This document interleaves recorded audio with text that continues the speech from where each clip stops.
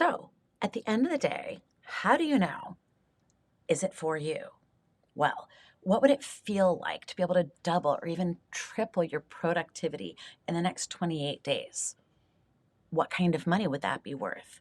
What kind of things could you accomplish if you knew that you could plug into these higher mental states? Okay.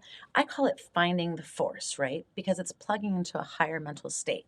Now, don't just believe me. All of this is actually backed by science, and we have 30 years of research from HeartMath to prove that when we are able to drop into a different state of brain waves, which is as simple as learning how to breathe properly, believe it or not, and making it into a habit, you can access a whole new level of consciousness that I call finding the force. But how do we actually do this? Well, let's go back to my story a little bit. We talked about rainmaking, right? We talked about how I survived this illness. And by the way, you know what it was? It was E. coli poisoning in my well. I was living in a house where the well was grandfathered in, and the farming practices across the river for me had changed, and they had actually toxified our leach field and were dumping E. coli contaminants into our well. So we didn't know what was going on. Western doctors never look for things like E. coli because it almost doesn't exist in the United States. I got really lucky because my kung fu master went out and was dowsing, and he went right to the well. And he remembered from mainland China when he was a kid that there were people who actually had E. coli poisoning. Now, it's a miracle that I lived through it, but that's exactly what rainmaking is. It's a place of miracles. So, is rainmaking for you? And how does it actually apply to the normal modern person's life, right? I mean, you're not going to go live out west with a witch doctor. You are not dying of E. coli, I hope. So, where does rubber meet road? Let's talk about this. In the next 28 days, what would it be worth to you to actually double or triple your productivity in wildly unpredictable ways? And I say wildly unpredictable because we actually have scientific studies and data to prove that when you shift your brainwave state and you plug into the force, that's how you get to this place of miracles that we call rainmaking in traditional Native culture. Now, how does that work out for the modern person? What does that look like? Okay, it's a four-step process that I call four keys to finding the force. It's fun, it's easy, and it's simple. But don't be fooled by its Zen-like simplicity. Sometimes the most simple things that are right in front of our eyes that we've been, let's say, ignoring or not aware of are the most powerful things. So, we're going to go through the steps really fast. We're not going to teach you each one of them, but it has to do with connecting the breath to the brains. You have more than one brain in your noggin. Then you have your heart, which is another brain that has more neurons in it than your actual brain tissue. Can you believe that? And then you have the gut, which is yet another brain. But just in your cranium, you actually have four brains. When we sync all four of these brains up and we drop into this quiet state where our heart and our brain are synced up, right? Remember those waves? I know I wasn't that great at math, but there was something called a sine wave and a cosine wave, and they were opposite. Remember those guys? When two waves are in unison, they actually double each other's strength, all right, amplitude, power. So when your brain waves and your heart waves are in unison, you're finding the force, and your brain waves drop into a quiet state. Your heart expands its field, as Joe Dispenza has proven in his research. Love it. And you become a different animal. You become a wildly different thing when you're plugged into the force. So it's as simple as understanding how the breath and the brain work together. When we lock into this different state and we do it frequently, it becomes more habitual. That's why I say that it takes 28 days, because it has to become something that becomes normal, right? We recommend that our clients do this breathwork technique 2 to 3 minutes each hour, rather than doing meditation for an hour each day, which realistically, not that many modern people are going to do. I'm not saying that you shouldn't, but in reality, I find that my clients do not actually do that. My clients are often very busy people. They're human resources professionals, they're chiropractors, they're doctors, they're lawyers, and they are super busy, right?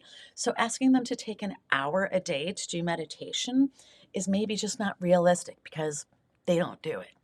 What I learned though over the past 20 years of working with all of these clients is that people will actually do 2 or 3 minutes an hour. And by doing 2 or 3 minutes an hour of simple 8 breaths, you can make it more and more habitual and normal for you to be in this highly beneficial brainwave state. Okay, so what does the finding the force look like? Your mental state shifts, your brain gets quiet. We all have this mental chatter, right? I refer to it as the bad roommate. You know, it's that person that's talking in your head, the storyteller that's telling stories constantly about what's going on. It's like a narrator or a peanut gallery. Well, that peanut gallery is actually causing friction and resistance, and it's keeping you out of this state called finding the force. When you're one with the force and the force is one with you, then you have an open channel to a higher level of consciousness.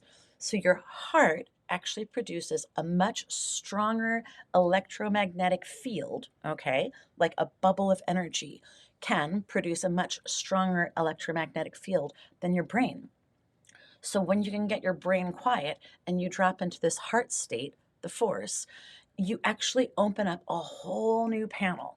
It's like imagine you were driving your car for 20 years, the same car, and you never saw this panel. One day you look down and you see that there's this panel on your dashboard. And when you open it up, you have access to like 10G intelligence, wildly unpredictable quantum intelligence, right? Problem solving abilities, intuition, the ability to connect with other people, the ability to listen in a different way, where you're listening to your clients, you're listening to your family and friends, you're listening to your staff, and your staff is listening to each other at a different level. Okay. We sometimes refer to it as heart based listening, but I know that sounds like Hallmark card, sounds like Valentine's Day, but it is not some kind of snowflakey, namby-pamby thing. It is incredibly powerful.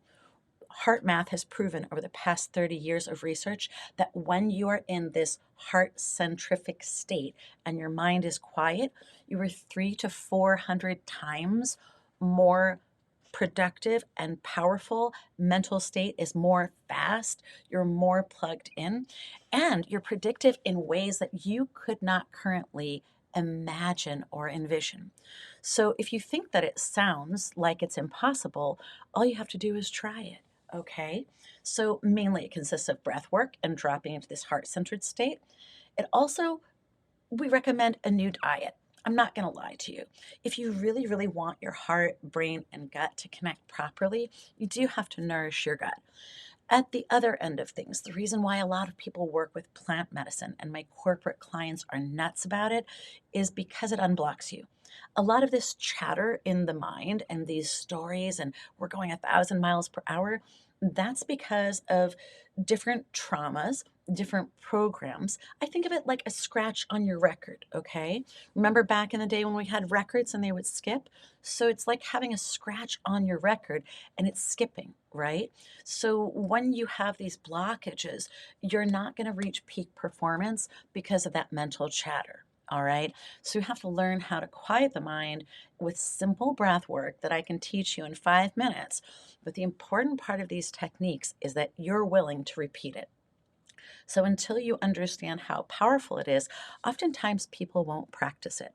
But all it takes is 2 to 3 minutes each hour, and it becomes more and more normal to be able to plug into this altered state of consciousness that is wildly powerful. And you know what else the best part of it is? It's a joyful state. It's a state where you feel connected to the world around you. You feel like life has meaning and purpose. And so a lot of the depression and anxiety and trauma that people carry around starts to melt away. And that's that third step where we start to unblock people from the things that are holding them back from their highest destiny. So this is Courtney Starhart. I invite you to reach out to me. You can follow the link to the website called Finding the Force, and I look forward to talking with you. Bye for now.